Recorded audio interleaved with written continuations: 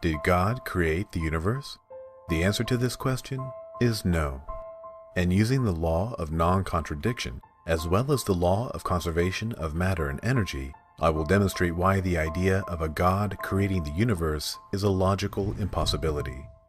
Before we proceed, we must first establish the fact that God cannot violate the laws of logic.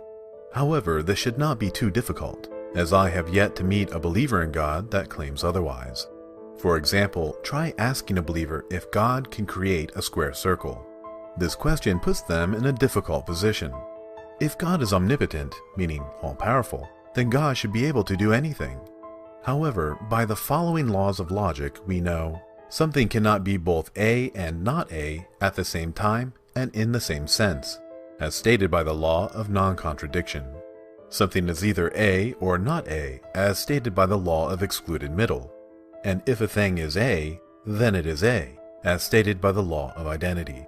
Therefore, believers are forced to answer the question of whether God can create a square circle with a resounding no. In order to get around the paradox of omnipotence, believers claim logic is part of God's nature. Essentially, the reason God cannot violate logic is because God is logic. God can no more stop being logical than he can stop being God. As a side note, many believers employ this same reasoning in order to justify the existence of morality, but that's for another discussion. As we can see, God cannot do the logically impossible, such as making A not A.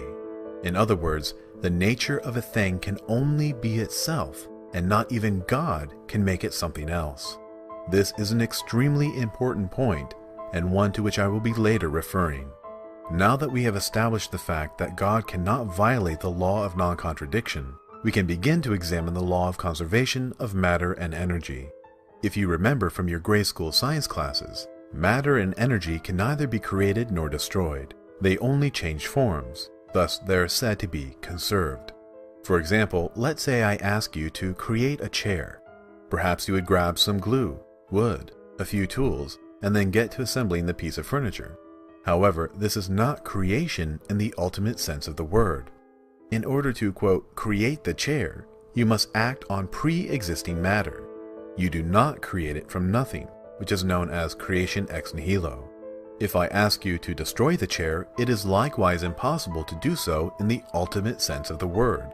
Burning the chair results in a chemical reaction between fire, wood, and oxygen, producing heat, light, carbon dioxide, nitrogen, hydrogen, carbon charcoal, and perhaps other trace elements as well. If you could somehow manage to gather up all the atoms and energy released from the burning chair, it would be equal to that of the original piece of furniture. In fact, this is the principle upon which nuclear energy is produced. Splitting the atom doesn't destroy it, it's only converted, according to Einstein's famous equation. The law of conservation is a well-established scientific principle, and one that's really not up for debate. However, even if someone were to challenge this law, my following argument still remains valid, and I will demonstrate why a little bit later in this video. So for now, let's take the conservation of matter and energy as being a fact. As we can see, the law of conservation is a property of the universe. In other words, this law defines how the universe behaves, which is another name for the universe's nature. And by logic, this nature cannot be violated. In much the same way, the definition of what makes a square, or a circle, cannot be violated. A square is an object with 4 equal sides that form right angles. In contrast, a circle is a round object whose circumference consists of points equidistant from the center. Anything that does not adhere to the definition of a square or a circle cannot be called so. The nature of a square, a circle, a human, and even a universe can never be anything other than what they are. This means, for our universe, creation ex nihilo is a logical contradiction. The conservation of matter and energy is a property of the universe's nature, and to violate this nature would be to violate the law of non-contradiction, to make the nature of the universe something other than what it is. But as we've agreed, God cannot do the logically impossible, like creating square circles. A universe where matter and energy are conserved cannot be created from nothing, for that would serve to make A not A, which is a logical contradiction. This means the universe has always existed in one form or another.